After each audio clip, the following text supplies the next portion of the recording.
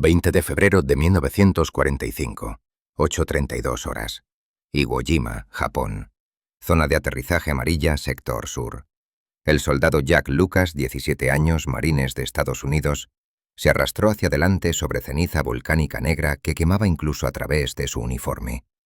Llevaba una escopeta Winchester modelo 1912, 6 cartuchos en el tubo y una mentira que le había permitido estar allí. Había falsificado su edad de alistamiento 2 años antes, 14 años. Le dijeron que era demasiado joven. Falsificó la firma de su madre. Le dijeron que esperara. Se escapó de su base de entrenamiento en Hawái y abordó un barco de transporte con destino a Iwo Jima sin órdenes oficiales. Polizón de guerra. Cuando los oficiales lo descubrieron 3 días en el mar, ya era demasiado tarde para devolverlo. Lo asignaron a un pelotón de reemplazo. Primera oleada de desembarco. Ahora estaba a 30 metros de un búnker japonés fortificado en la base del monte Suribachi. Su pelotón había perdido 4 hombres en los últimos 20 minutos. Artillería de mortero. Fuego de ametralladora desde posiciones ocultas. Francotiradores enterrados en cuevas que el bombardeo naval no había tocado. Jack escuchó un sonido metálico rodar sobre la ceniza negra hacia su posición. Una granada tipo 97. Explosivo de fragmentación. Radio de muerte de 10 metros. Tiempo de detonación, 4 segundos. Después vio la segunda granada rodar justo detrás de la primera. 2 granadas. 5 hombres en su posición inmediata. Jack tenía menos de 2 segundos para decidir quién viviría. En febrero de 1945, Iwo Jima era el objetivo más defendido que los Estados Unidos había intentado capturar en la Guerra del Pacífico. 8 millas cuadradas de roca volcánica. 21.000 soldados japoneses enterrados en 11 millas de túneles. El general Tadamichi Kuribayashi había pasado 8 meses fortificando cada metro de la isla. Sin carga Banzai, sin tácticas suicidas desesperadas. Solo defensa calculada diseñada para matar tantos marines como fuera posible antes de que la isla cayera inevitablemente. Kuribayashi sabía que no podía ganar, pero podía hacer que la victoria costara lo suficiente como para que Estados Unidos reconsiderara invadir Japón continental. El monte Suribachi dominaba las playas de desembarco. Una montaña volcánica de 550 pies de altura con búnkeres de hormigón, posiciones de artillería y túneles conectados que permitían a las tropas japonesas moverse sin ser vistas. Los bombardeos navales habían durado 3 días antes del desembarco. 14 acorazados, 19 cruceros, 44 destructores. Dispararon más de 22.000 proyectiles contra las defensas japonesas. Los planificadores militares estimaron que las defensas estarían destruidas, que la resistencia sería mínima, que la isla caería en 5 días. Estaban equivocados en cada punto. El 19 de febrero de 1945, 30.000 marines desembarcaron en las playas de Iwo Jima. Las lanchas de desembarco Higgins transportaban 36 hombres cada una. Avanzaban hacia la costa en oleadas coordinadas. Primera oleada a las 8:30 horas. 68 lanchas simultáneamente. Jack estaba en la tercera lancha de la segunda fila. Podía ver la isla desde 1000 metros de distancia. Monte Suribachi dominando el horizonte sur. Ceniza negra extendiéndose en todas direcciones. Sin vegetación visible, sin estructuras. Solo roca volcánica estéril que parecía absorber la luz en lugar de reflejarla. El fuego japonés comenzó cuando las lanchas estaban a 50 metros de la costa. Primero artillería de mortero. Proyectiles de 81 milímetros cayendo en patrones calculados diseñados para saturar zonas específicas de la playa. Las explosiones levantaban columnas de ceniza negra 30 metros en el aire. Luego ametralladoras. Calibre 7.7 milímetros desde búnkeres ocultos. Calibre 13 milímetros desde posiciones elevadas en las laderas de Suribachi. Fuego entrecruzado coordinado desde posiciones que habían sobrevivido intactas bajo el bombardeo naval, porque estaban enterradas bajo 15 pies de roca volcánica y hormigón reforzado con acero. La rampa frontal de la lancha de Jack cayó.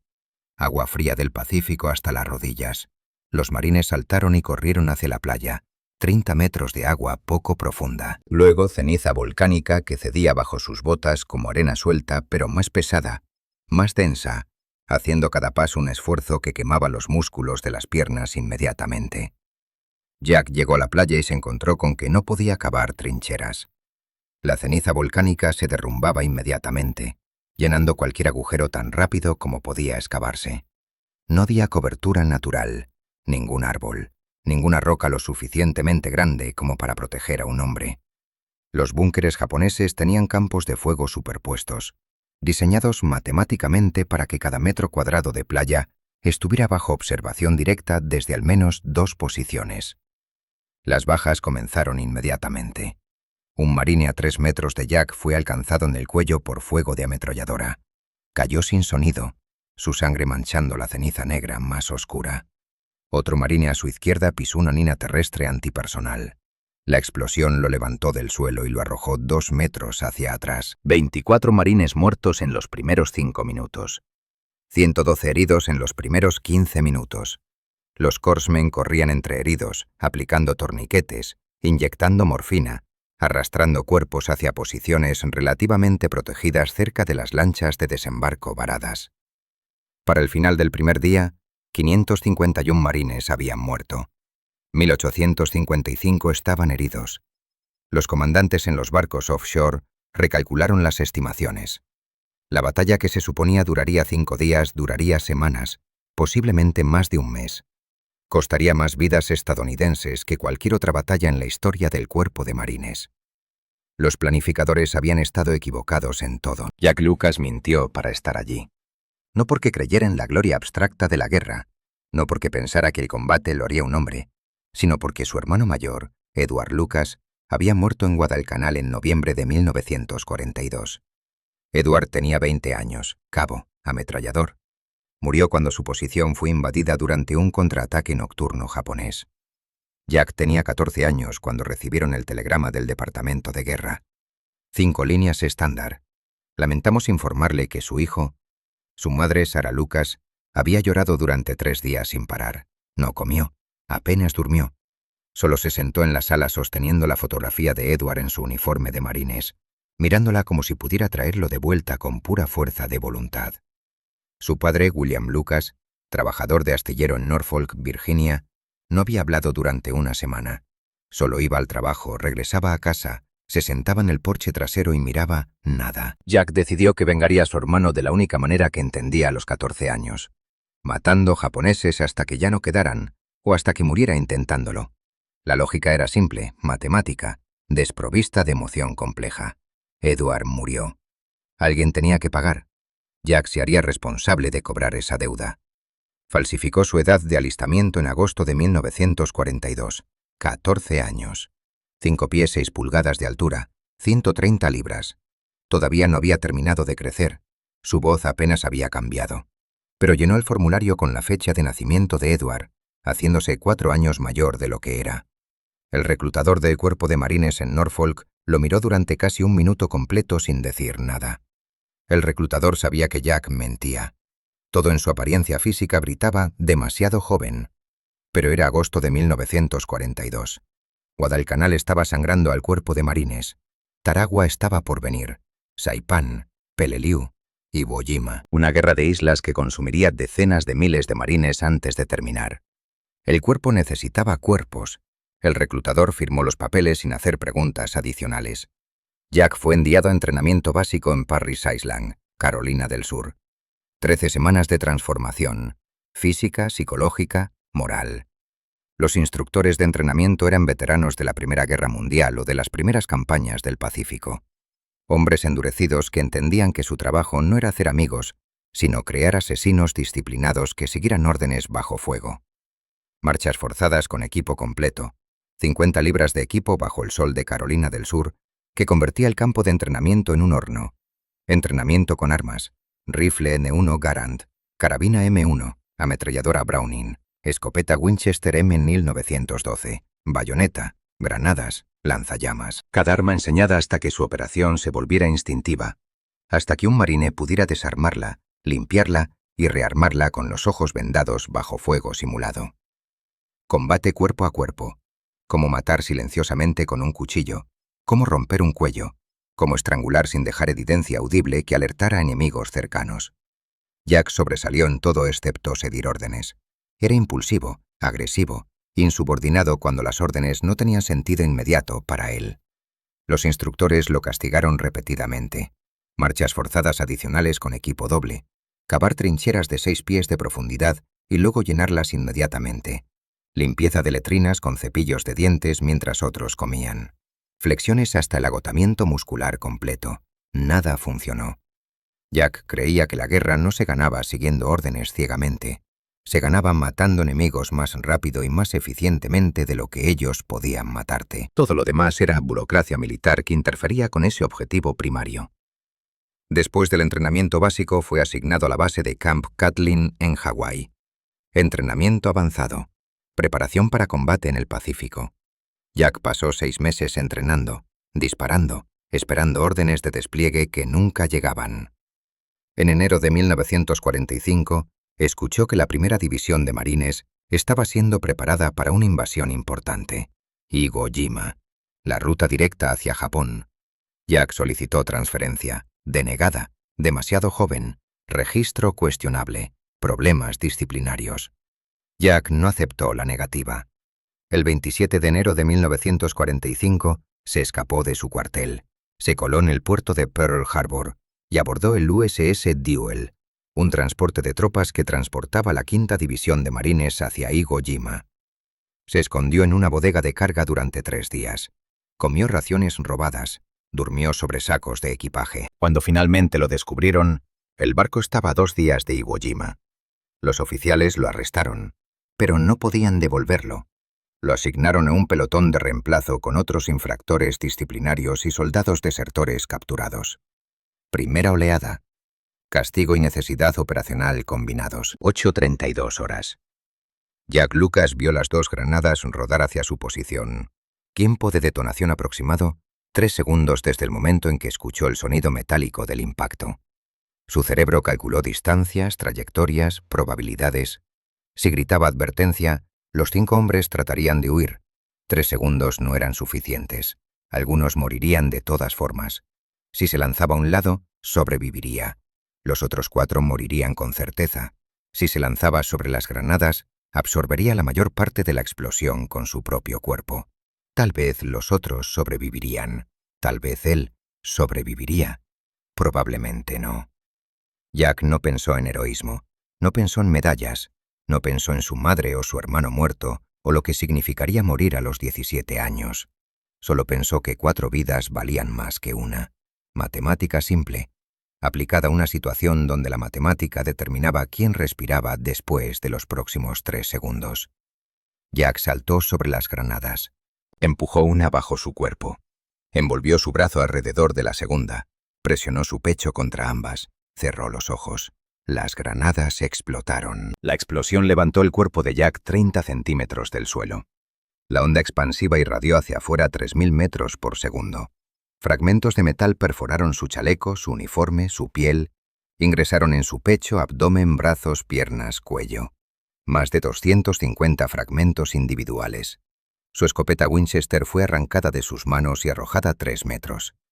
Los otros 4 marines en su posición fueron derribados por la onda expansiva, pero no heridos críticamente.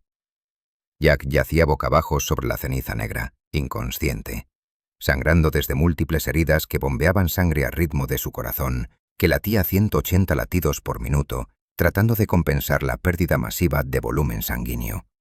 Un corpsman, el soldado de primera clase médico Robert Lane, se arrastró hacia Jack bajo fuego enemigo continuo.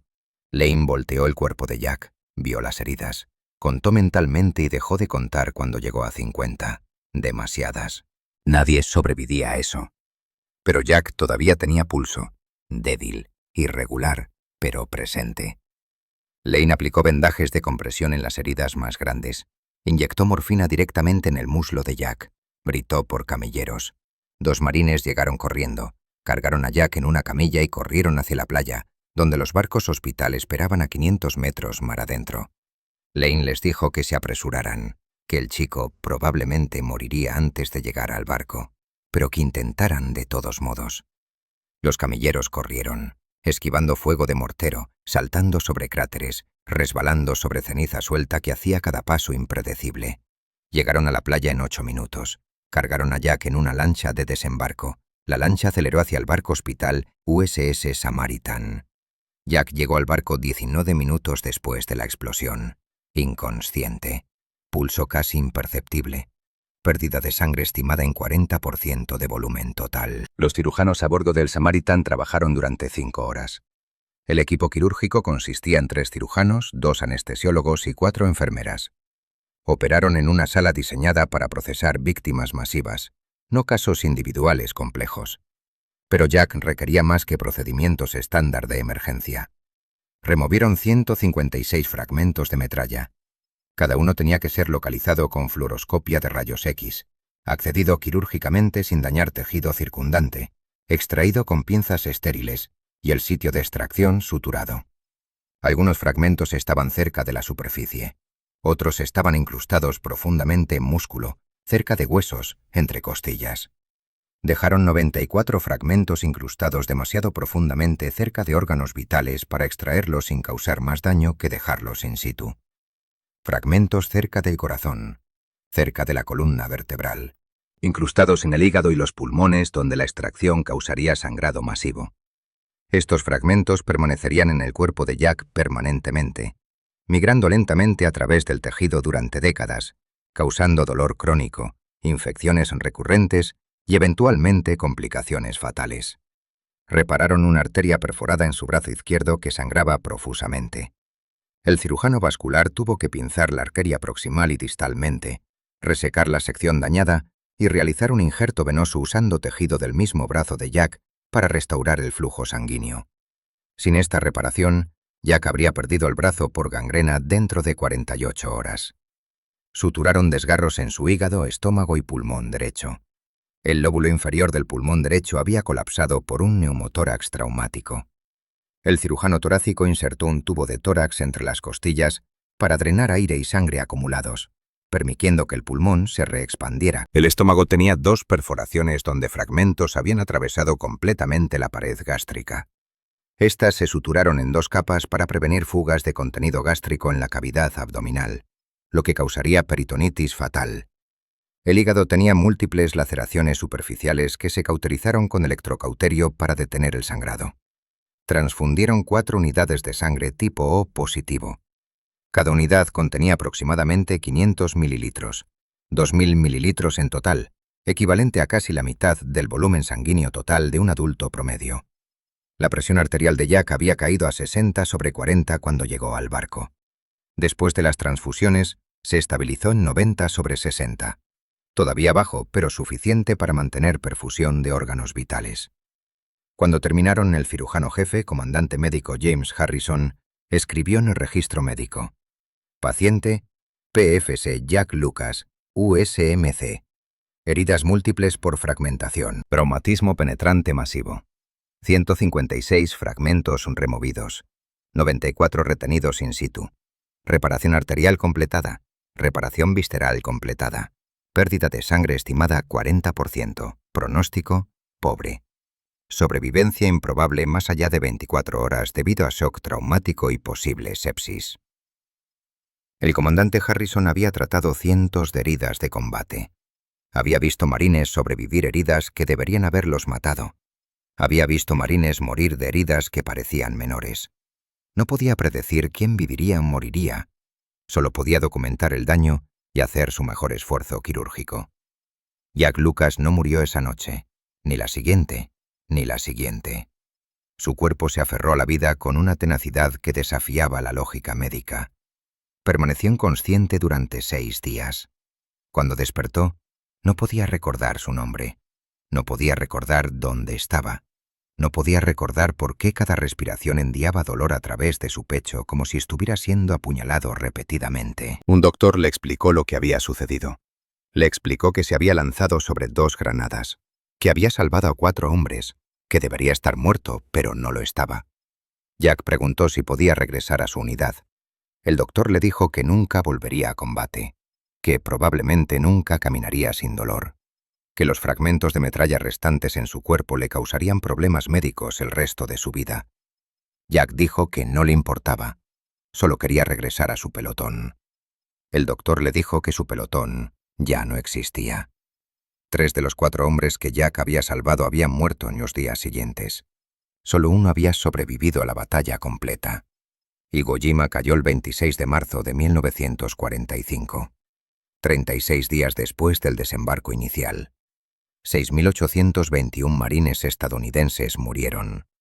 19.217 resultaron heridos. De los 21.000 soldados japoneses que defendieron la isla, solo 216 fueron capturados vivos. El resto murió luchando o por suicidio. La batalla fue la más sangrienta en la historia del Cuerpo de Marines de Estados Unidos. Jack Lucas fue evacuado a hospitales en Guam, luego Hawái, luego California.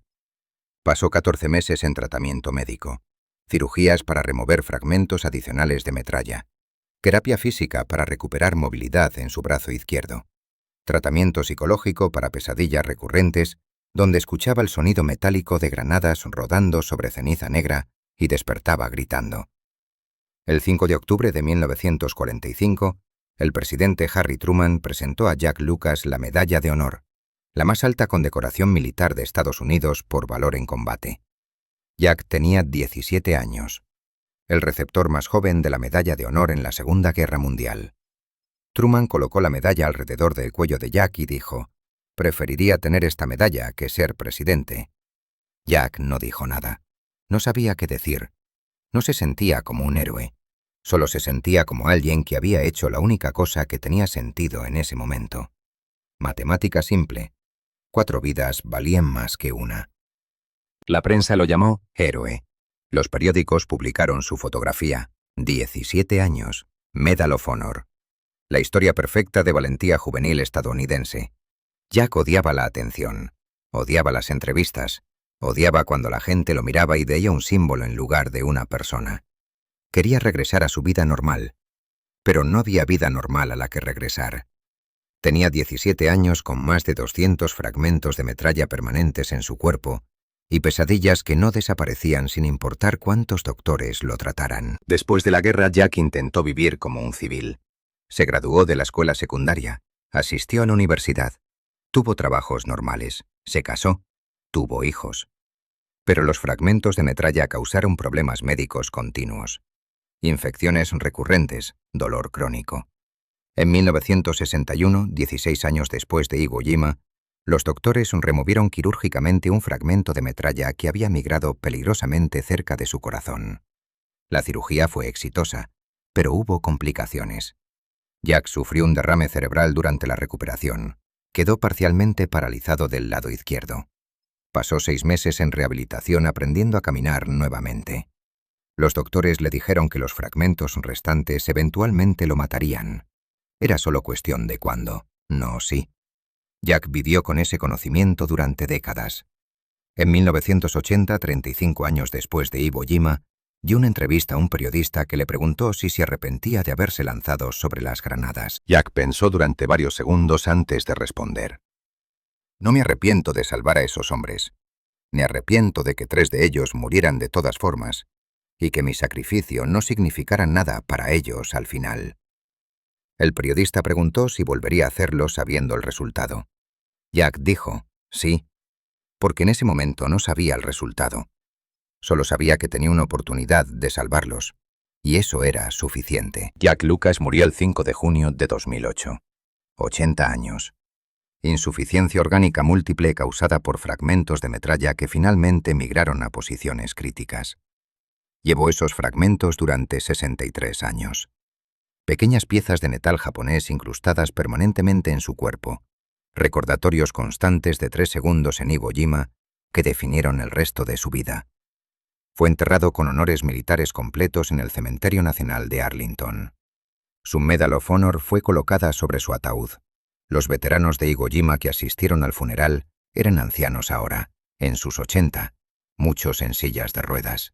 Pero vinieron de todos modos, porque Jack Lucas representaba algo que ellos entendían pero que el mundo civil nunca podría. No heroísmo abstracto, sino la disposición a intercambiar tu vida por la de otros, cuando las matemáticas crueles del combate te obligan a calcular quién merece más seguir respirando. La escopeta Winchester que Jack portaba en Iwo Jima se exhibe en el Museo Nacional del Cuerpo de Marines en Quantico, Virginia. Junto a ella hay una placa que describe lo que hizo. La placa no menciona que Jack tenía 17 años. No menciona que falsificó su edad de alistamiento, No menciona que fue polizón en un barco de transporte porque quería vengar a su hermano. Solo dice PFC Jack Lucas, USNS, Medal of Honor, Iwo Jima, 20 de febrero de 1945. Se lanzó sobre 2 granadas enemigas, salvando las vidas de sus compañeros marines. La historia real es más complicada, más humana. Jack Lucas no era un héroe perfecto de los libros de historia. Era un adolescente impulsivo que mintió para llegar a la guerra, que violó órdenes para llegar al combate, que tomó una decisión en 3 segundos que lo atormentó durante 63 años. La guerra no crea héroes, crea supervivientes que hicieron cosas imposibles porque las alternativas eran peores. Jack sobrevivió a 2 granadas japonesas, pero pasó el resto de su vida muriendo lentamente por los fragmentos que no pudieron ser removidos. Cada infección, cada cirugía, cada migración de metralla hacia un órgano vital, eran recordatorios de que sobrevivir no significa ileso. Significa vivir con las consecuencias de decisiones tomadas cuando no había tiempo para pensar, solo tiempo para actuar. El monte Suribachi todavía existe. La ceniza volcánica negra todavía cubre las playas donde 30.000 marines desembarcaron en 1945. Los búnkers japoneses permanecen, la mayoría sellados con hormigón después de la guerra. Turistas visitan ahora, toman fotografías, leen placas conmemorativas, pero no pueden sentir lo que Jack sintió cuando escuchó ese sonido metálico. No pueden calcular en 3 segundos cuántas vidas valen más que la propia. No pueden entender por qué un adolescente de 17 años elegiría presionar su cuerpo contra explosivos que sabía lo matarían. Jack lo explicó una vez en 1995, 50 años después de Iwo Jima. Un estudiante de secundaria le preguntó por qué lo hizo. Jack miró al estudiante, que tenía aproximadamente la misma edad que Jack tenía en 1945, y dijo: «Porque si no lo hacía, ellos morirían con certeza. Si lo hacía, tal vez todos sobreviviríamos. Esa posibilidad valía mi vida». Eso es todo. Eso es suficiente. La guerra no se gana con héroes míticos. Se gana con personas que calculan probabilidades bajo fuego y deciden que las vidas de otros valen más que la certeza de su propia supervivencia. Jack Lucas hizo ese cálculo. Vivió con las consecuencias durante 63 años. Y nunca se arrepintió de la elección, solo de que no funcionó para todos los que intentó salvar.